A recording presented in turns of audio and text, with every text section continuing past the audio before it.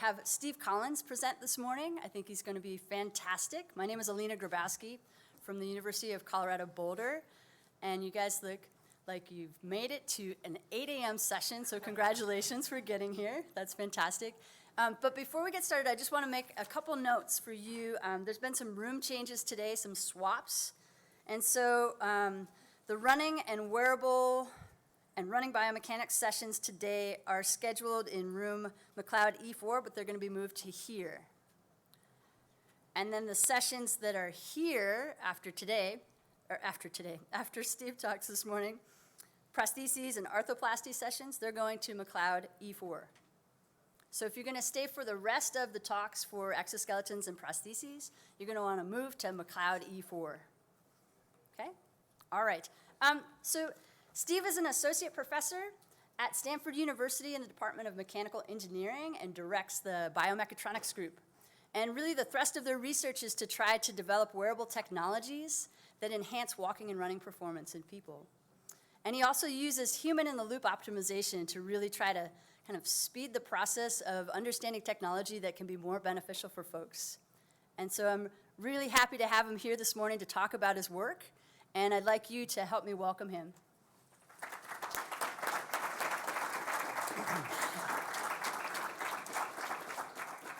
Thanks, Lena. That's great. So today I want to talk a little bit about the way that we design exoskeletons and prosthetic limbs to enhance mobility. And in particular, I want to look at devices that are designed to improve the energy economy, speed, balance, or comfort of people, especially people with disabilities like amputation or stroke, or people who have to walk under difficult conditions like these aid workers or soldiers. And we heard a little bit earlier this week about some of the exciting long-term technologies out there, regrowing limbs, neural interfaces. And I think that in the long term, certainly for many people with disabilities, these technologies will be able to, will allow them to really recover performance. But in the short term, there are lots of people, tens of millions of people out there right now who need our help. And so we're looking at devices that are more like consumer devices, robots that you can wear on your legs to improve performance. And I think probably there will always be a market for a device that you can use without having brain surgery. And that's sort of our niche.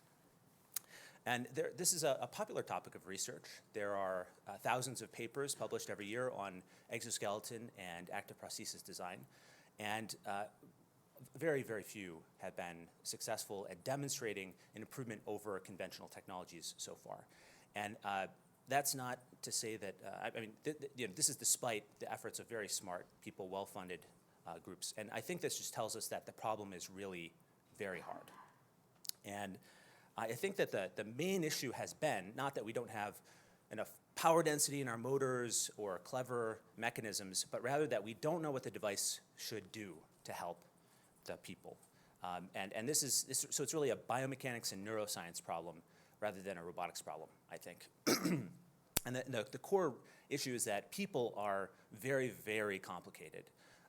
We don't really understand the mechanics and energetics of a single muscle fiber, let alone thousands of motor units or hundreds of billions of neurons all working together in a system that generates human movement. And so it's very, very difficult to predict how a person will respond to some new intervention, especially just based on our intuition or the existing models we have of human biomechanics and neuromechanics. And another thing that's slowed us down is that we in the robotics community have typically used these specialized devices to test our ideas on people, and they can usually do just one thing, and they take years to develop. So when we fail, which is most of the time, we're not failing very fast. We're failing kind of slow. Now, a new technique has been emerging that I think it shows a lot of promise for speeding the development of effective devices. And there are two components I'd like to focus on today. One are hardware systems that I like to think of as universal device emulators that are intended to allow you to get to experiments on people as fast as possible. And the second are software algorithms for human-in-the-loop optimization, which are intended to help you to explore this vast set of possible assistance strategies efficiently. Here's a schematic of a typical emulator. These are really inspired by some early biomechanics experimental tools like those used by Dan Ferris or Herman van der Kooi and others. The idea is that you have this lightweight, but here we're trying to really specifically emulate a device to inform the design of some product. So the person wears this lightweight instrumented end effector that's tethered to powerful off-board motors and computers. And the emulator allows the user to have the physical experience of interacting with a wide range of devices without the overhead of building those devices. So you can program some hypothetical design or some existing design into the emulator, and we can have an experiment testing human response in minutes or days rather than years. And once you've identified successful functionalities, you can embody those in efficient, specialized tools that can become products. Once you have resolved the off-board motors and computers, making new end effectors to test new types of designs becomes relatively easy. For example, this is a prosthesis with independent actuation of two toes that gives you plantar flexion torque control and inversion eversion torque control, which we use to study balance. And excuse me, this is a hip, knee, ankle exoskeleton emulator that we're using to look at improving the energy economy of walking and running under a wide variety of circumstances. One of the things I'm very excited about, we've got Josh Caputo here in the audience right there, a former student from a lab who's spun out a company, Human Motion Technologies, or Humotech, that's commercializing these systems. And so if you are interested in designing a prosthetic limb or exoskeleton, you have ideas for what might be useful for people, but you don't want to become a roboticist, then this can be a great tool for you. And we're really excited. I think they're in about a dozen laboratories around the world so far, and my hope is that this will accelerate the development process and get more people able to test their cool ideas for assistance. Now, of course, this technique comes with some limitations. These are exceptionally versatile systems in a laboratory setting, on a treadmill or stair mill. There's some stuff that you can do to bring the environment to the person, like use an uneven surface on the treadmill or perturb the person, but you just aren't able to give people the same kind of exposure that you can with an untethered device. Nevertheless, I think there are still many problems that need to be addressed, even for steady locomotion in a laboratory setting, and this is a good way to do it. I think a complementary approach is being developed by Elliot Rouse, who I'm not sure if he's here, but with the open source foot. And that's another platform that you could use to quickly program some ideas for untethered exoskeleton or prosthesis performance. Okay, so now we have tools that allow us to try lots of crazy ideas for helping people to walk more effectively. How do we figure out which ideas are worth testing? How do we navigate that space? Well, I want to talk about human-in-loop optimization now. So the basic idea here is that if we want to see some change in human locomotion performance, what we should do is measure performance while the person is interacting with their device, feed that information back to an optimizer, and then the optimizer should systematically alter device behavior so as to maximize performance. And note here we're talking about the outcome we really care about, something that the person objectively cares about, like energy economy, speed, balance, comfort, rather than an intermediate outcome like peak power of the device, which we're not sure will have a beneficial effect. Now this might sound kind of obvious when you put it this way, but almost all exoskeleton and prosthesis research has been implicitly premised on the notion that you have a good enough model of the human and exoskeleton or human and prosthesis system that you can predict how the person will respond to some change in the prosthesis. And as I mentioned earlier, I think the system is so complicated that we just are very bad at that prediction, and I think the empirical evidence bears that out. So we've been working on ways to try to close this loop for a while, and today I want to talk to you about one method that we've developed that's proven effective. This is a technique for minimizing the energy consumption of a person that's using an exoskeleton. And what we do is the person wears the exoskeleton that provides assistance according to some control law. Here we're parameterizing the torque provided at the ankle joint as a function of time. And while they're interacting with it, we measure metabolic rate, and we estimate steady-state metabolic rate based on 2 minutes of breath-by-breath data using a technique developed by Jess Sellinger and Max Donnellan. We present the person with a set of control laws and evaluate energy costs for each. That forms a generation. And then we use an evolutionary strategy called CMAES, Covariance Matrix Adaptation Evolutionary Strategy, to generate a new set of control laws to test with the person. And in each generation, the mean of the distribution represents our best guess as to the best parameters for the person. We go through this loop a few times to try to identify the best assistance parameters. In a recent study that we published, we parameterized the ankle assistance torque with 4 numbers. One set the value of peak ankle torque, one set the timing of peak ankle torque, one set the rise time, and one set the fall time. And this allows a wide variety of torque patterns. We optimized assistance for 11 participants walking on a treadmill at a typical speed, 1.25 meters per second. They used our ankle emulator, and we put people through 4 generations. It took about an hour of walking for most participants to identify what we thought were optimal parameters. A couple of participants required more time. And then we compared optimized assistance to a fully passive 0 torque mode and to a generic controller we developed based on hand tuning. And the main outcome of the experiment was that optimized assistance provided a large improvement in metabolic rate. So here we see all participants experienced improved energy economy, and the improvements ranged from about 14 to 40%, and the average was about 24% reduction in metabolic rate compared to the 0 torque case.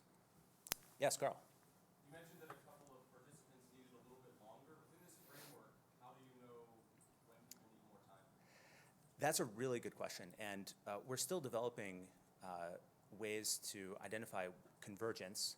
I have a figure a little bit later in the presentation that speaks to that, and let me get to that. And by the way, thanks for jumping in. So I should say 30 minutes is a long time to just talk. So please jump in with any questions, clarifications that you have along the way. I meant to say that at the beginning. So just to give you a little more context here, with the same hardware, our best hand-tuned controller had improved energy economy by about 4%. I'm sorry, 6%. So this is about 4-fold improvement in energy economy using optimization.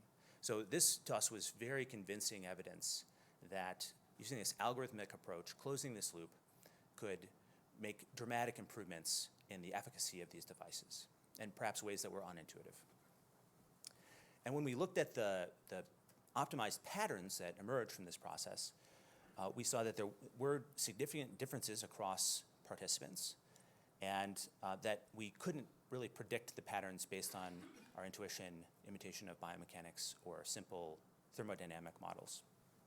As an example of variation across participants, we saw a pretty wide range of torque onset times, about half of the possible range, and peak torques. And we note that the optimal torque did not correspond to the maximum allowable torque. The optimized patterns did not correspond to the most positive mechanical work. In fact, in our hand-tuned controller, participants experienced higher mechanical work, but also higher metabolic rate. So just to be very direct about it, I think that this suggests that things like the augmentation factor it's more complicated than that. Okay, so hopefully I've managed to convince you that human-in-loop optimization can be a powerful tool for identifying new generic patterns that could be beneficial to people, customizing assistance to individual people, and maybe even keeping up with them as they adapt. I think it's a wide open field. There are lots of opportunities for innovation here. We've demonstrated one approach, but Connor Walsh at Harvard has demonstrated another effective approach using Bayesian methods, and I think that this is still a relatively unexplored area. If you're interested in it, I say go for it. It's cool stuff. And I think this technique, in addition to helping us to improve the design of these devices, it may open the door for new experimental approaches. You can imagine paradigms where you compare optimal performance under one set of circumstances with optimal performance under a different set of circumstances. Or you use these closed-loop methods to obtain some desired reaction in the person so that you can connect that effect to some other outcome. Okay, so that's sort of the principled part of my talk. And now I'd like to move a little fast and touch on some ongoing work that's still a little fuzzy, but is very interesting to me. And so some of the areas we're currently working on in our lab, we just moved to Stanford a couple of years ago. We're back up to speed and starting to get some experiments completed.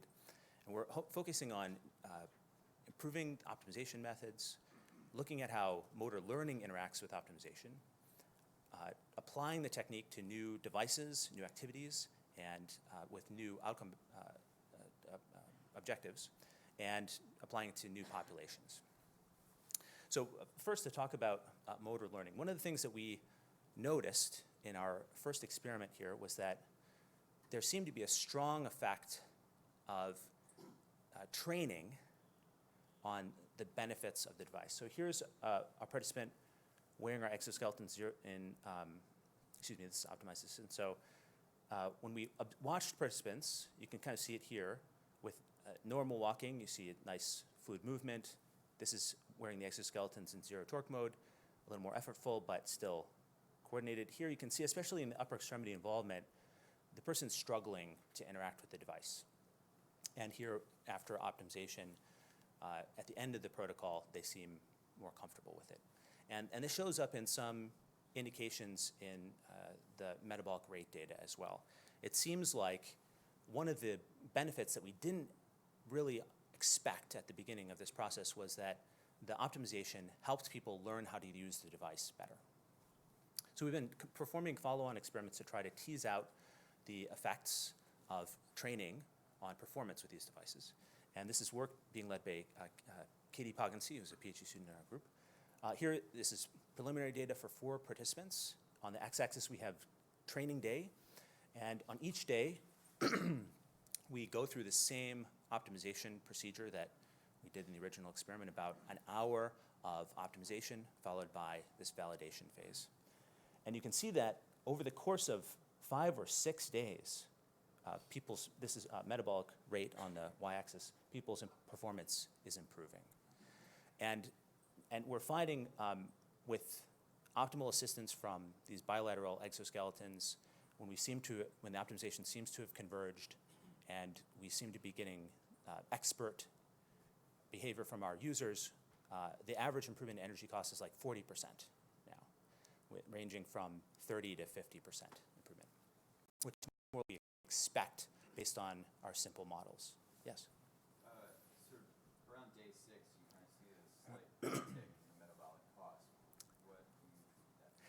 That's a good question. So the note was that the last day seems higher for all 4 participants. Now, this is one of the dangers of looking at small sample sizes. So I hesitate in drawing too strong a conclusion.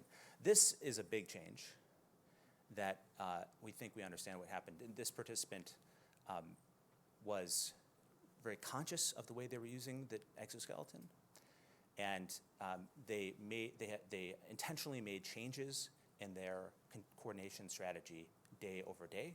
And on this day, that was very effective, and on this day, it was not very effective. And so we instruct participants not to think about the device and to just walk normally, but sometimes people do get involved, and that does have an effect on performance. So the whole part of learning is not only improving performance, but retention and transfer. Yes. So you have, you look at those two. Yes, so that's a good question, retention and transfer. So one thing to note is that in these validation data presented here, participant has not experienced that particular control law ever during the optimization process. So implicitly, we require some amount of transfer from the exoskeleton behaviors they experience during optimization to the one that's tested in validation. But a good question would be, how close do the exoskeleton behaviors need to be to achieve, to get transfer, right? And we haven't done a careful test to answer that question, but I think it's a really good question. Another thing that we looked at in this paradigm was the effect of different training regimens. So here we have continued optimization, where each day we pick up the optimization where it left off. And so participants initially experience a wide range of control laws, and then it gets narrower and narrower, and on the 5th day, it's all control laws that are really similar to their optimum. The second group just experiences a generic control law every day. So same thing all the time. And then the third group experiences optimization, but we reset the optimization every day. So you funnel in a little, then widen, funnel, widen, funnel. And so they experience a really wide range of control laws. And what we find is that this continued optimization seems to both allow the best customization of the device and the best training for people. If we compare the generic on these 2 days, people do a little bit better with the optimization, but they seem to do just fine if you give them a generic control law. You don't get this benefit of customization, but this is promising, I think, because it suggests that once, for some populations and some devices, once you've identified an effective assistance strategy, you could hand a device to a person and let them just use it in the real world, and they would eventually become pretty good with it and get a pretty good benefit. It also tells us that you can mess people up. You can provide people with training regimens that actually interfere with their ability to use a good assistance strategy. Okay, jumping to another project. We're also trying to optimize assistance in higher dimensional spaces. So here we have a hip, knee, ankle exoskeleton where we've parameterized assistance by 9 parameters instead of the 4 that we had with the ankles. And what we see is it takes a lot longer to converge. This is, we're looking at 10 days of optimization here. And to address Carl's question, what we think is the best indicator of convergence is the difference between subsequent means of generations. So, or another way to say that is, how much is our estimate of the optimal control parameters changing over time? And as that rate of change decreases, it seems to be a strong indicator of convergence. We see this both in our experimental data and in some simplified model simulations of the system. And in just one N=1 participant pilot study, we're already seeing improvements in energy economy below normal shoes with this device, but the improvements are only 30%, which is a lot less than what we expect should be possible, and we know we can do better just assisting the ankles. So this tells us that probably we're caught in a local minimum, or we haven't parameterized the system. That is, we haven't chosen the right knobs to tune that allow us to identify the most effective assistance strategies with this device. So that shows you that the way you set up the optimization problem is important as well. Yes? Just to understand, so in the small comparison to the exo, they're wearing the exo but no torque. Would this compare to no exo at all at this point? Yes, so this is wearing no exoskeleton. Oh, okay, so choose no exoskeleton. And this is wearing the exoskeleton with 0 torque. So the cables are all slack, and it's perfect 0 torque mode. So yes, there's a substantial penalty for putting on the device because it's heavy. It weighs 14 kilograms distributed across your legs and back. Now, the penalty here is about, you would say 20-25%, depending on what you put in the denominator. In our ankle exoskeletons, it's maybe 10%. So that penalty isn't as bad as you might guess just by how much more massive these devices are, and that's probably because of the distribution. Carrying more mass more proximally it has less penalty. But this also tells you a little bit about how far we've come. We saw a 31% improvement in energy economy, and we said, that sucks. So it gives me hope. We're finally starting to live up to the promise of these power devices. Okay, moving right along, another activity that we're attempting to assist is running with ankle exoskeletons. And so here we've optimized a very similar system as I presented before for walking, and performed the experiment on 11 participants. This was work led by Peter Fears, who's here. And what we found, similar benefits as observed during walking. So if we compare to the zero torque mode, optimized assistance gives us about a 25% reduction in metabolic rate. And that's about a 15% improvement compared to wearing normal running shoes. And this work is now in submission. In this experiment, we also studied optimized spring-like assistance. So in previous work, we'd showed that spring-like assistance and an ankle exoskeleton during walking can provide an energy cost benefit. We thought maybe that might work for running. And here we saw a much smaller improvement in energy economy with optimal spring-like ankle assistance. So this is kind of a nice demonstration. It's too bad that the improvement wasn't very big. That we were disappointed to see that. But it's a nice example of how you can compare the best version of device A to the best version of device B. Gives you a cleaner experiment. Now, we talked a lot about metabolic rate, and as has been raised many times in this conference, and I completely agree, metabolic rate is not the only thing people care about. It's one thing on a long list of things, and so we're starting to optimize other outcomes as well. So here we wanted to try to increase self-selected walking speed by changing exoskeleton behavior. The first thing we had to do was allow people to self-select walking speed, so we designed a module for the Burtec treadmill that self-paces it based only on the internal force measurements, and we're going to publish this, make it available to everyone. Just to make sure that that worked well enough, we also performed an experiment. This is work led by Seung-Moon Song, who's a postdoc in our lab. We performed an experiment comparing self-selected walking speed on the treadmill under if you walk for a certain amount of time or if you walk a certain distance, to self-selected walking speed in a 10-meter walk test and a longer walk test that corresponded to about 2 minutes of walking, and to the typical sort of ramp up, ramp down methods that are used for determining preferred walking speed on a treadmill. And there's a very strong correlation between the self-selected walking speed on a treadmill and overground walking, which is nice. And then we applied our human loop optimization strategy, but this time instead of measuring metabolic rate, we just measured self-selected walking speed. And a nice thing about that is that we could obtain self-selected walking speed more quickly in about 1 minute of walking instead of 2.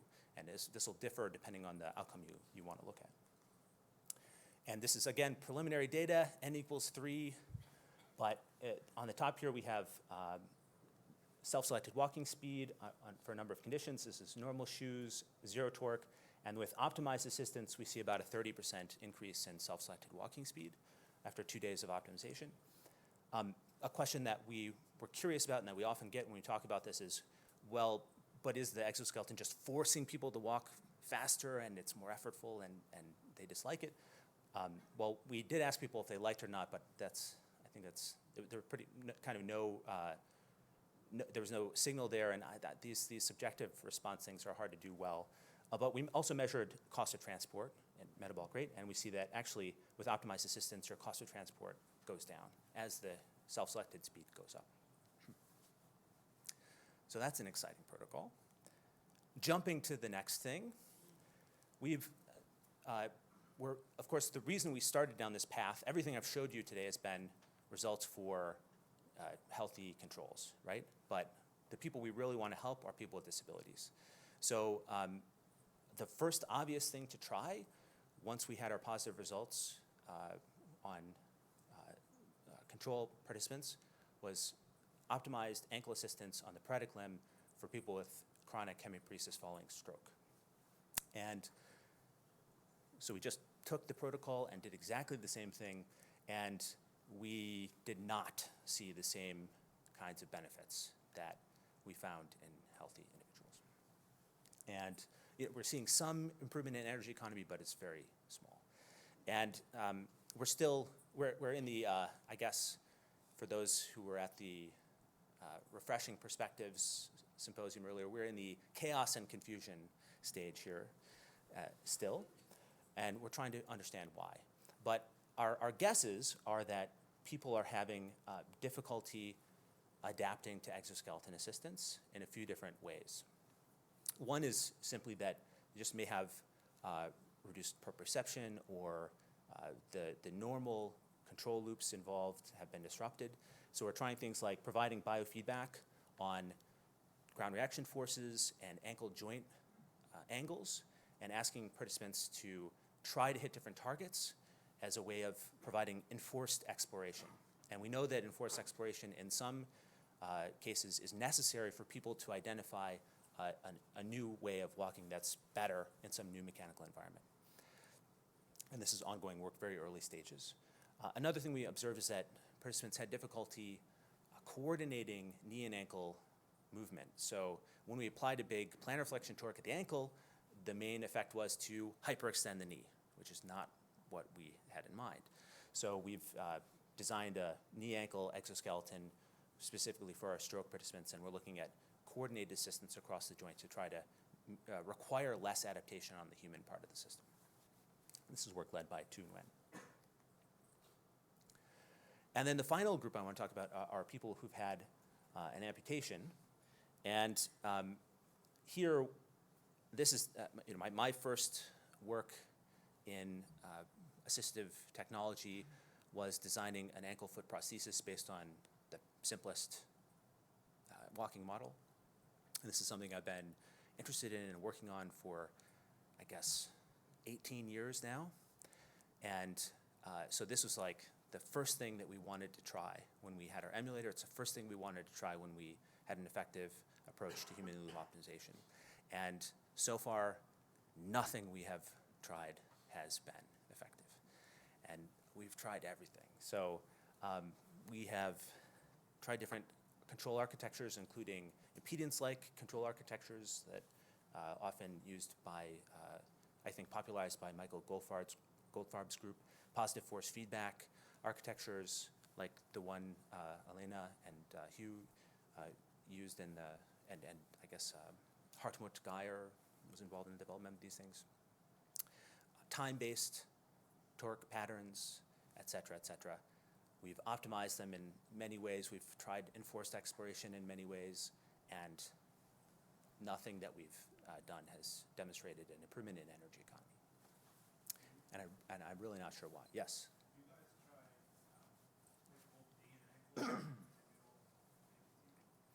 We have not, but I think it's a great idea, and I'm lightly collaborating with another group that is doing that. Coda, can you elbow Carl there? Okay, right.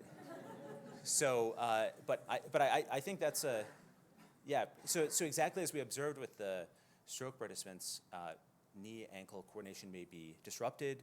Obviously, you have biarticular muscles whose function is changed, gastrocnemius. So I think that's a really interesting approach, and I know Carl's group is working on it.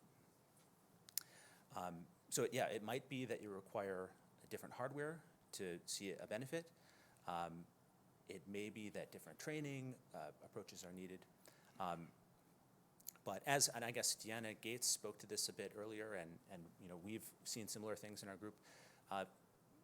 We found that if we apply different amounts of mechanical work at the prosthesis, we just don't see much change in metabolic rate in the user. And I think but in some studies we do see a change in metabolic rate, but it's always been rather small, 5 or 10%, say, improvement compared to the kinds of improvements that we are seeing with ankle exoskeletons in people who don't have amputation. And so I think there's an open question as to why this is happening. Yes? Yes. Yes. So another topic that we've addressed with our prosthetic devices is balance. And looking at indicators of balance, like, okay, John Dingwell's going to hate me, but just like foot placement variability, things like that. And we do see that we can improve these indicators of balance with different closed-loop, step-by-step variations in prosthesis control. So I think that is an opportunity to deliver a benefit that's relatively little explored with active prosthetic limbs, and that's something that we're quite interested in. And I'll actually speak to that a bit more in a moment. Yes, Ava?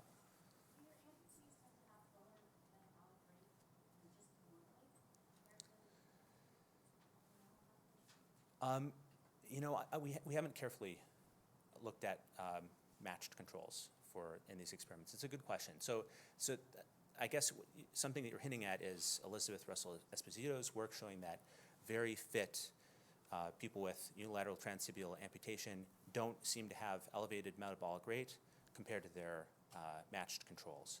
And I think, that's an intriguing finding, and I'm really curious about what the changes are that allow this to happen. And I know Ross Miller's done some simulation work on this. I don't think that our group is as fit as the military personnel that Elizabeth has studied. And anyways, even if they have the same metabolic rate, we still should be able to provide a performance enhancement with these devices. And why not? I mean, what I'd like to see are devices that make it, that give you a big benefit in some dimension, so it mitigates the overall quality of life limitations of having one of these impairments, you know. Yes? Have you played around with the interface of the exoskeleton versus the socket? You may not have control over the socket, so wondering if that might be some of the energy loss or some of the lack of benefit. Sure. Yeah, so the question is, have we looked at the effects of the socket on this? And we haven't carefully studied it, and certainly I think there are many, many benefits to osseointegration over the traditional socket, and I'm very excited to see that becoming a better technique. But I don't think that can completely explain these results. I mean, the exoskeleton emulator can deliver 2 kilowatts of power, okay? It's just very, very powerful. The limitation is not how much work we can put into the person's leg. So we can overcome any amount of absorption in soft tissues or whatever and deliver a large, and you see, I mean, mechanical work is done on the body by these devices. And you can look at the change in mechanical energy of different segments over time as we do this. And it's just not all getting absorbed at the socket or something, you know. But it's we were thinking the same thing. I'm just going to quickly move through the last couple slides here and then open it all up. This has been really good. Thanks for jumping in. So one thing we were curious about is whether disruption of the normal sensing pathways might be partly responsible for these changes. And so a student that I co-advised with Allison Okamura, Carol Welker, has been looking at trying to restore these virtually with a wrist exoskeleton. So this is a wrist exoskeleton that can render the ankle torque in wrist torque, so you can feel what the ankle would feel, and can control ankle angle with wrist angle, so you regain voluntary control of the joint. And we're still at the very early stages of this. Looks like it's going to be more complicated than simply giving a person this and letting them go, but it's working. And a related protocol led by Sasha Woloshina here is to put the ankle exoskeleton on the sound limb of a person with unilateral amputation. And we're running the identical protocol we run with people without amputation, and still early stages, N equals 3, but we're seeing much smaller improvements in energy economy among people with amputation, which suggests perhaps a more generalized constraint on either motor control or learning. And if you have ideas about this, I'd love to hear it. So I'll be here all day and all night if you want to talk over beer and speculate about wild ideas. Let me know. Okay, so the last thing to talk about is balance, which was raised earlier. The one place where we have seen some improvements in both energy economy and indicators of balance is when we close the loop step by step on prosthesis function to try to help people recover from little disturbances. And I won't go into the details right now, but so that's sort of pushing us more in our prosthetics work towards balance enhancement. And to allow us to try some crazy new things, we developed a new end effector that has an active ankle and 2 toes. So we can, this is work led by Vince Chu, and that allows us to control the center of pressure during walking in various ways.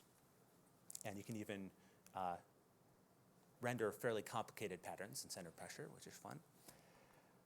One of the ways we're looking at using this is to try to address uneven terrain. So one of the most common complaints of people with amputation is difficulty walking on uneven ground. Even just walking across a soccer field can be difficult. And so right now we're using this device to try to cancel out surface irregularities. We call this ground matching. So the prosthesis senses, first it uses its toes like whiskers to sense when the foot makes contact with the ground and then sense the shape of the ground. And then it cancels it out and behaves like it sets the new triangles of a virtual passive elastic prosthesis so that it feels to the person like they're walking on level terrain. And here we've, again, N equals 3 kind of thing, but it looks like we're seeing improvements in variability and energy economy and some other indicators of balance. Okay, that's the end of my prepared remarks. I just want to thank the team that helped do all of this work, the National Science Foundation that's funded our foundational work in these areas, Nike that's funded our work in running, and the NSR DEC that has funded our work on full lower limb exoskeletons. And just a quick, while I have your attention, just a quick shout out.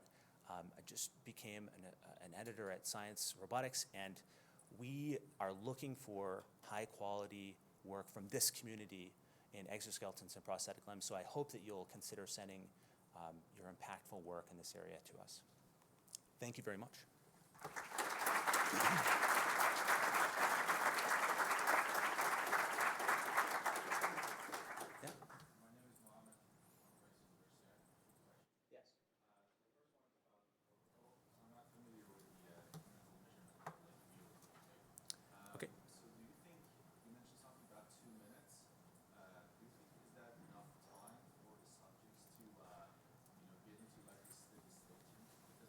Yes. Not just about instantaneous consumption, it's also about the time history and what you've been doing.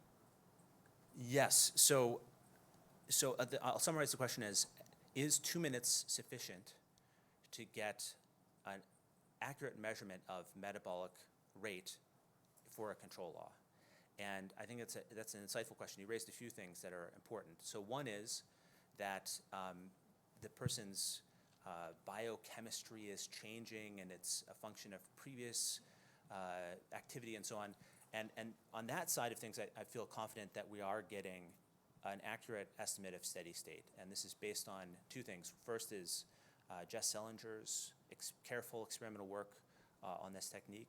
And another is that we've retrospectively looked at hundreds of validation trials in our lab where we collect 6 or 8 minutes of metabolic rate and then use varying windows to estimate steady state.